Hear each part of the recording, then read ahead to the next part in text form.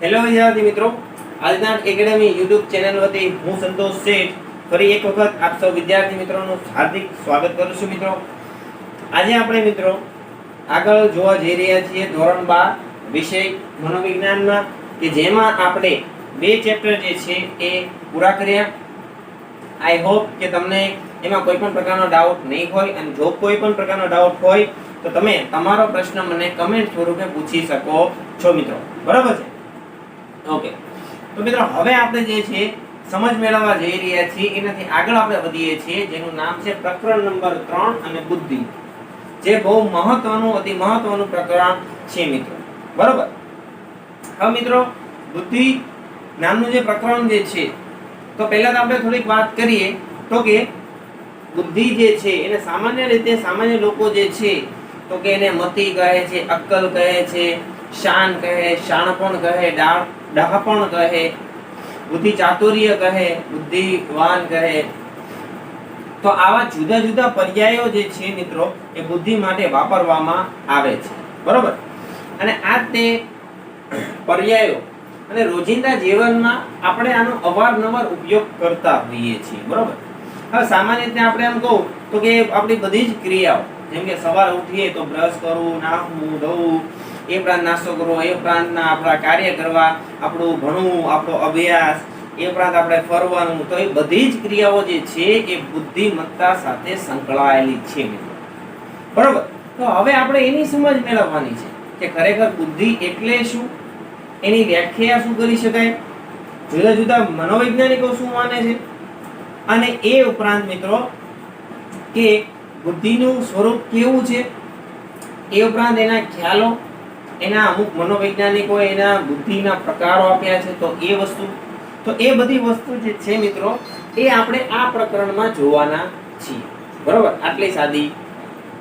હવે મિત્રો આમ આપણે કેવું હોય તો કે બુદ્ધિમાં છે તો કે શારીરિક થી શરૂઆત કરીને શારીરિક, માનસિક, સામાજિક, આવેગિક, આ બધી જ પ્રક્રિયાઓનો જે છે એ સમાવેશ થઈ જાય છે. બરોબર છે મિત્રો? તો એ સાથે હવે આપણે આગળ વધીએ છીએ તો કે આપણો પહેલો અને મહત્વનો ટોપિક અને મહત્વનો પ્રશ્ન, તો કે પહેલો પ્રશ્ન આવે છે 1 માર્કનો છે, તો કે બુદ્ધિ એટલે શું. તો આપણે હવે જોવા જઈ રહ્યા છીએ બુદ્ધિની વ્યાખ્યા અને એની સમજૂતી. બરોબર છે મિત્રો? તો બધા ધ્યાન અહીંયા રાખજો. તો કે અહીંયા મેં બુદ્ધિની વ્યાખ્યાનો શરૂઆત કરતા થોડાક અમુક પ્રકારના 3 સ્ટેપ લખ્યા છે, જે આપણે યાદ રાખવાના છે. એટલે કે સૌપ્રથમ આ ક્ષેત્રમાં બુદ્ધિની વ્યાખ્યા આપવાનો પ્રયત્ન કોણે કર્યો? બરોબર? તો કે એ માટે મહત્વની સાલ આવે છે ઈસવીસન 1879. તો કે ઈસવીસન 1879 માં બુદ્ધિની સૌપ્રથમ વ્યાખ્યા આપવાનો પ્રયાસ કરવામાં આવ્યો. તો હવે બીજો પ્રશ્ન આપણને ઊભો થાય તો કે કોની દ્વારા? તો કે મહત્વના મનોવૈજ્ઞાનિક જેનું નામ છે એબિંગહોસ. એબિંગહોસે આ શરૂઆત કરી. ત્યારબાદ હવે જોઈએ તો કે બુદ્ધિ જે આપણો શબ્દ જે છે એ સંસ્કૃત શબ્દમાંથી ઉતરી આવેલો છે, કે તો કે સંસ્કૃત ભાષાના બુદ્ધ ધાતુ ઉપરથી. કયું ધાતુ છે? બુદ્ધ ધાતુ ઉપરથી ઉતરી આવ્યો છે સંસ્કૃત ભાષા. અને જેનો અર્થ પાછો શું થાય તો કે સમજવું કે જ્ઞાન પામવું. એટલે કે ટૂંકમાં આપણી સમજણ શક્તિ કેટલી છે, જે આપણી સમજણ શક્તિ છે એ જ આપણી બુદ્ધિ છે. બરોબર મિત્રો? હવે આગળ તો કે આપણે બુદ્ધિ જે છે એને અંગ્રેજીમાં ઇન્ટેલિજન્સ કહેવામાં આવે છે. અંગ્રેજીમાં શું કહેવાય તો કે ઇન્ટેલિજન્સ. હવે આ ઇન્ટેલિજન્સ ક્રિયાપદ જે છે એ પાછું લેટિન ભાષાના શબ્દ, જોજો નામ ખાસ યાદ રાખજો કે લેટિન ભાષા જે છે એના શબ્દ ઇન્ટેલિજર, જો આખું નથી, જન્સ નથી, પણ ઇન્ટેલિજર, એની ઉપરથી ઉતરી આવ્યો છે પાછું. બરોબર? અને ઇન્ટેલિજન્ટ નો આપણે જોઈએ તો ઇન્ટેલિજર એટલે શું થાય તો કે એ પણ ઇન્ટેલિજર એટલે કે સમજવું કે જ્ઞાન પામવું. તો આવો એનો સાચો અર્થ છે મિત્રો. હવે એની કેટલીક વ્યાખ્યા જોઈએ. હું તમને બધી જ વ્યાખ્યા સમજાવી દઈશ. તમારે 2 કે 3 જે સરસ યાદ રહે એ તમારે યાદ રાખી લેવાની છે, અને યાદ રાખવી પણ એકદમ સરળ છે મિત્રો. જોઈએ બુદ્ધિની વ્યાખ્યાઓ છે મિત્રો, એ ઘણા બધા મનોવૈજ્ઞાનિકોએ ઘણી બધી આપી છે. તમારી ટેક્સ્ટબુકમાં મોટા ભાગની આપી દીધી છે, એ આપણે સમજવાનો પ્રયત્ન કરીએ છીએ એક પછી એક. તો અહીંયા ધ્યાન આપજો, મેં બધી લખી છે. કઈ રીતના યાદ રાખવી મેં તમને પહેલા કીધું છે, બે ત્રણ શબ્દ યાદ રાખવાના હોય, પછી એની મેળે આપણે જે છે વ્યાખ્યા યાદ રાખી શકીએ છીએ. બરોબર છે. તો હવે પહેલી વ્યાખ્યા તરફ જોવા જઈએ તો કે બુદ્ધિ એટલે વસ્તુને જાણવાની, કોઈ પણ વસ્તુને જાણવાની ચિત્તની આકલન કે સમજ શક્તિ, એને શું કીધું છે? બુદ્ધિ. હવે ચિત્તની આકલન કે સમજ શક્તિ એટલે શું? તો કે આકલન એટલે બીજું કઈ નહીં, આપણી સમજવાની શક્તિ. કોઈ પણ વસ્તુને આપણે કઈ રીતના સમજીએ છીએ એ આ વ્યાખ્યા આપી છે. સાર્થ ગુજરાતી જોડણી કોષ 2008 માં આપેલી છે. એ ઉપરાંતની વ્યાખ્યા તો કે બુદ્ધિ એટલે સારી રીતે સમજવાની કોઈ પણ વસ્તુ, પછી પરિસ્થિતિ આવે યોગ્ય રીતે નિર્ણય લેવાની, કોઈ પણ નિર્ણય આપણે લઈએ તો કે બુદ્ધિમત્તાની સાથે લઈએ, અને તર્ક કરવાની શક્તિ કે જેમાં આપણે કઈ પણ પ્રકાર આપણો તર્ક લગાવીએ, જેમ કે સમસ્યા ઉકેલ હોય આપણે તર્કથી એમાંથી બહાર નીકળવાનો પ્રયત્ન કરતા હોઈએ છીએ. આ વ્યાખ્યા આપી છે બિને અને સાયમન નામના મનોવૈજ્ઞાનિકે 1904. બરોબર. ત્યારબાદનું છે તો કે વ્યક્તિ જેટલા પ્રમાણમાં અમૂર્ત રીતે, જો આ શબ્દ નો હતો જે તમારે યાદ રાખવાનો, અમૂર્ત. તો કે બે શબ્દો છે મિત્રો, એક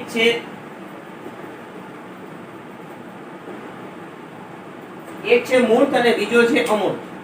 જો મૂર્ત જે છે એટલે કે દેખીતી વસ્તુ, એને આપણે જોઈ શકીએ અને વિચારી શકીએ અને સમજી શકીએ, પણ અમૂર્ત જે વસ્તુ જે છે એને આપણે જોઈ શકાતી નથી, ફક્ત એને સમજી શકાય છે. હવે તમને એમ થાય તો કે એવી તો કઈ વસ્તુ હશે? તો કે આપણે યાદ કરો તો આત્માનો ખ્યાલ. આત્માને આપણે જોઈ શકાતી નથી પણ સમજી શકાય છે. એવી રીતના જેમ કે હું એમ કહું કે પ્રામાણિકતા, આ ભાઈ બહુ પ્રામાણિક છે, તો પ્રામાણિકતા જોઈ છે. તો કે પ્રામાણિકતા જે છે એવો અમૂર્ત ખ્યાલ છે. તો કે એ વસ્તુને વ્યક્તિ જેટલા પ્રમાણમાં અમૂર્ત રીતે વિચારવાની શક્તિ ધરાવતી હોય તેટલા પ્રમાણમાં તે બુદ્ધિમાન કહેવાય. કે આપણે એવી શક્તિ જે છે કે જે વસ્તુ આપણે જોયા વગર જ સમજી શકીએ એવી શક્તિને કેવી કહેવાય છે? તો કે બુદ્ધિ. અને એ આપેલી છે વ્યાખ્યા ટર્મેન 1916. બરોબર. વ્યક્તિની એવી સમગ્ર લક્ષી શક્તિ, એને પછીની વ્યાખ્યા છે સમગ્ર લક્ષી શક્તિ કે જેને લીધે તે ધ્યેયપૂર્વક કાર્ય કરી શકે, કે આપણે એક ધ્યેય લઈને ચાલી શકીએ, તાર્કિક રીતે વિચારી શકીએ. બરોબર છે. અને પર્યાવરણ સાથે અસરકારક વ્યવહાર કરી શકે, એટલે કે વાતાવરણમાં આપણે સમાયોજન સાધીએ છીએ એ. બરોબર. તો એને શું કીધું છે? બુદ્ધિ. અને આ વ્યાખ્યા આપી છે વેક્સલર નામના મનોવૈજ્ઞાનિકે 1939. બરોબર. તો આના શબ્દો જોવો તો આ જેટલા હું અંડરલાઈન કરું એના શબ્દો છે મિત્રો, જે આપણે યાદ રાખવાનો પ્રયત્ન કરવાનો. ત્યારબાદનું છે તો કે બુદ્ધિ એટલે એક કે વધારે સાંસ્કૃતિક પરિવેશો. સાંસ્કૃતિક પરિવેશો એટલે કેવા?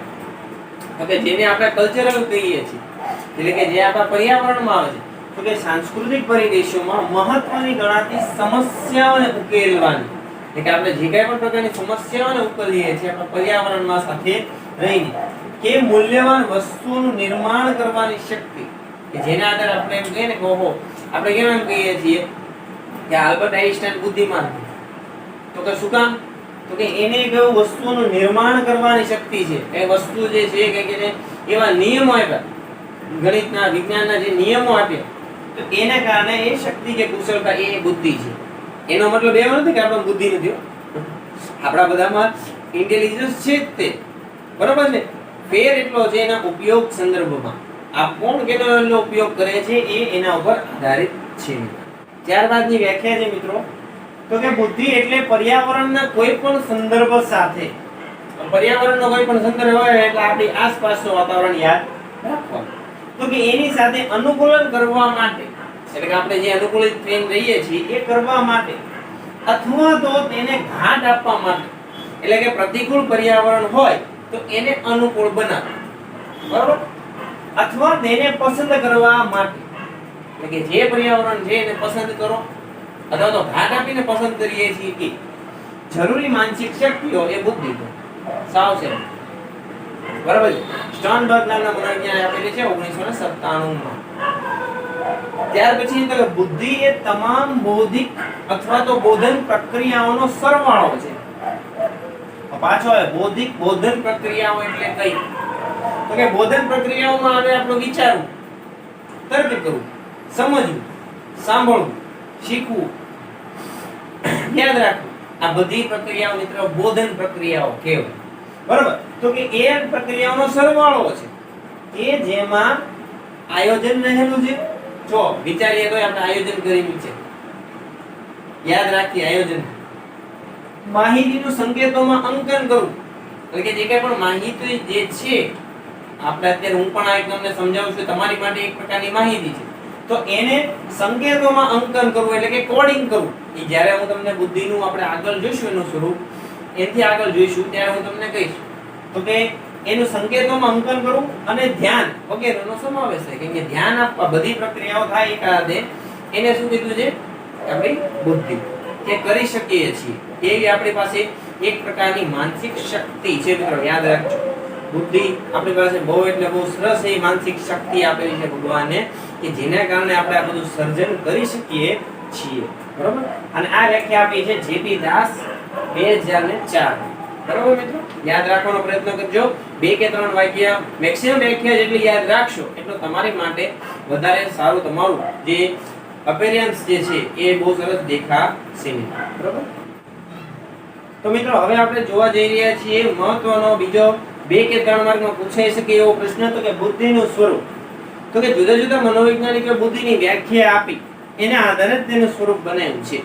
બરોબર? એટલે યાદ રાખવા માટે આપણે વ્યાખ્યા હમણાં જે અભ્યાસ કર્યો ને એના અમુક મુદ્દાઓ તારણ રૂપે તારવા એ એનું સ્વરૂપ. અને સ્વરૂપ એટલે મેં તમને બીજા રીતના કીધું છે કે આને બુદ્ધિનું લક્ષણો પણ કહી શકાય. એટલે જો અહીં લખી જ નાખું છું, દર વખતે લખું છું લક્ષણો. એટલે બુદ્ધિના લક્ષણો કયા કયા છે એ પણ કહી શકાય. લાક્ષણિકતાઓ તો કે 5 છે. તો કે વિભિન્ન બોધાત્મક માનસિક શક્તિઓનો સરવાળો. હમણાં આપણે આગળ મેં તમને કીધું કે બુદ્ધિ જે છે એ વિભિન્ન બોધાત્મક પ્રક્રિયાઓ, આપણે જે બોધાત્મક ક્રિયાઓ મેં તમને કીધી બોધન, એ તે બોધાત્મક પ્રક્રિયાઓ માનસિક શક્તિઓનો સરવાળો છે મિત્રો. બરોબર? જેપી દાસની વ્યાખ્યામાં જોયું. એની પછી અમૂર્ત રીતે તર્ક કરવાની શક્તિ આગળ જોઈ કે આપણે ટર્મને કીધું. ટર્મને શું કીધું છે? બુદ્ધિ એટલે બીજું કાંઈ નહીં. જો ટ યાદ રાખો, ટર્મની વ્યાખ્યા છે ટ. યાદ રહે ને? અમૂર્ત રીતે તર્ક કરવાની શક્તિ એ કઈ છે? તો કે બુદ્ધિ. તો બીજું આપેલા લક્ષણ. ત્રીજું લક્ષણ એવું છે તો કે સમસ્યાનો ઉકેલ મેળવવાની શક્તિ. તો કે કોઈ પણ સમસ્યામાં આપણે ઉકેલ કાઢી દઈએ છીએ કે નહીં ગમે રીતના મારી જોડીને, તો એ જે સમસ્યાનો ઉકેલ કાઢવાની શક્તિ, આ ત્રીજું લક્ષણ. ચોથું છે ઉદ્દેશપૂર્ણ ક્રિયાઓ. એટલે કે આપણે જે કંઈ પણ કરીએ છીએ ક્રિયાઓ કેવી હોય છે? ઉદ્દેશપૂર્ણ હોય છે, કોઈ પણ ધ્યેય સાથે. અને નિર્ણયો લેવાની શક્તિ, આપણે તમને યાદ હોય તો યોગ્ય રીતે નિર્ણયો લેવાની શક્તિ. બરોબર? આગળની વ્યાખ્યા આપણે જોઈ ગયા. તો એ. અને પાંચમું આવે છે મહત્વનું, તો કે વાતાવરણ સાથે સમાયોજન કે અનુકૂલન કરવાની ક્ષમતા. તો કે આપણામાં એક એવી ક્ષમતા છે, જો ક્ષમતા વસ્તુ જે છે એબિલિટી, તો કે આપણે વાતાવરણ સાથે એડજસ્ટ થઈ જઈએ છીએ અથવા તો એને ઘાટ આપીએ છીએ. આગળની વ્યાખ્યા આપણે જોઈ. બરોબર છે? તો એ વ્યાખ્યા પ્રમાણે સ્ટર્નબર્ગે જે આપેલી છે એ વ્યાખ્યાના આધારે 5 મુદ્દાઓ તારવ્યા છે. હવે જોઈએ એક પછી એક એમાં શું કે છે, તો કે વિભિન્ન બોધાત્મક માનસિક શક્તિઓનો સરવાળો. હવે વિભિન્ન બોધાત્મક એટલે પહેલા કીધું એમ, તો કે જેમાં તર્ક આવે, વિચારણા આવે, એ ઉપરાંત વિચારવું આવે, એ ઉપરાંત નિર્ણય લેવા, એ ઉપરાંત આપણે કહીએ તો કે યાદ રાખવું, એ ઉપરાંત શિક્ષણ. તો આ બધી પ્રક્રિયાઓને બોધાત્મક કહેવાય. તો એ બોધાત્મક માનસિક શક્તિઓ જે છે એનો સરવાળો કરવામાં આવે છે, એ આપણી બુદ્ધિ. તો યાદ રહી ગયું પેલું? બરાબર છે? તો હવે જોઈએ બીજું. તો કે બીજું એવું છે અમૂર્ત રીતે તર્ક કરવાની શક્તિ. હવે આપણે કહી દીધું અમૂર્ત એટલે હું મેં તમને 2 ખ્યાલો સમજાવ્યા, મૂર્ત અને અમૂર્ત. તો કે અમૂર્ત રીતે તર્ક કરવાની શક્તિ જે છે આપણી, કે જેના કારણે આપણે ગાણિતિક હોય, વૈજ્ઞાનિક હોય, એ નિયમોને બહુ સારી રીતના સમજી શકીએ છીએ. કેમ કે આપણે અમૂર્ત રીતે વિચારી શકીએ છીએ ને, એટલા માટે. હવે આમાં કેવા ખ્યાલો આવે? જેમ કે પહેલાનું ઉદાહરણ મેં તમને આત્માનો ખ્યાલ આપ્યો, એ ઉપરાંત પ્રામાણિકતા છે, ન્યાય છે. હવે ન્યાયને ક્યાં કોઈ જોયેલો છે? સજ્જન માણસ. સજ્જન એટલે સજ્જન ફિનોમિના શું કહે છે? કોને કહેવાય સજ્જન? તો એ આપણે જે પાછળ સમજીએ છીએ એને અમૂર્ત કહેવામાં આવે છે. અને એ વિચારવાની આપણી પાસે શક્તિ છે, એ કોની દ્વારા છે? બુદ્ધિ. બરોબર? ઓકે. ત્યારબાદનો છે સમસ્યાનો ઉકેલ મેળવવાની ક્ષમતા. તો કે બુદ્ધિ વડે આપણે જે છે મિત્રો એ શું કરીએ છીએ? સમસ્યાનો ઉકેલ મેળવી શકીએ છીએ. એટલે કે બુદ્ધિ વડે આપણે આંતરસૂઝનો ઉપયોગ કરીને આપણે શિક્ષણમાં જોયું આંતરસૂઝ દ્વારા શિક્ષણ તો કે એનો ઉપયોગ કરીને પૂર્વ અનુભવનો ઉપયોગ કરીને જે મળેલી આપણે તાલીમ છે શિક્ષણ છે એનો ઉપયોગ દ્વારા આપણે કોઈ પણ સમસ્યામાંથી બહાર નીકળવા માટેના પ્રયત્ન કરીએ છીએ એટલા માટે અહીંયા યાદ રાખવાનું છે શિક્ષણ ને બરાબર તો કે ત્યાર પછીનું છે મિત્રો ઉદ્દેશપૂર્ણ ક્રિયાઓ અને નિર્ણયો બે વાત છે લેવાની ક્ષમતા તો કે ઉદ્દેશપૂર્ણ ક્રિયાઓ એટલે કેવી તો કે આપણે કોઈ પણ પ્રકારની વસ્તુ જે છે દરરોજની જે કંઈ પણ ઉદ્દેશપૂર્ણ ક્રિયાઓ જે છે જે આપણે કરતા હોય કે આપણે ઉદ્દેશ રાખ્યો કે આ ક્રિયા અમારે કરવી છે તો એમાં ઉપયોગ થાય પરિસ્થિતિને સમજવામાં એ ઉપરાંત પરિસ્થિતિનું અર્થઘટન કરવામાં કે જેવી પરિસ્થિતિ હોય એને આપણે સમજીને કઈ રીતના એને યોગ્ય પ્રતિભાવ આપીએ તો આપણને જે છે એ આપણને ફાયદો થાય તો એ વસ્તુ જે ઉદ્દેશપૂર્ણ ક્રિયાઓ અને યોગ્ય રીતે નિર્ણય લેવાની ક્ષમતા એટલે કે કોઈ પણ પરિસ્થિતિમાં આપણે મુકાયા હોય તો એમાંથી બહાર નીકળવા માટે આપણે યોગ્ય નિર્ણય કઈ રીતના લઈ શકીએ તો કે બુદ્ધિની મદદથી આપણે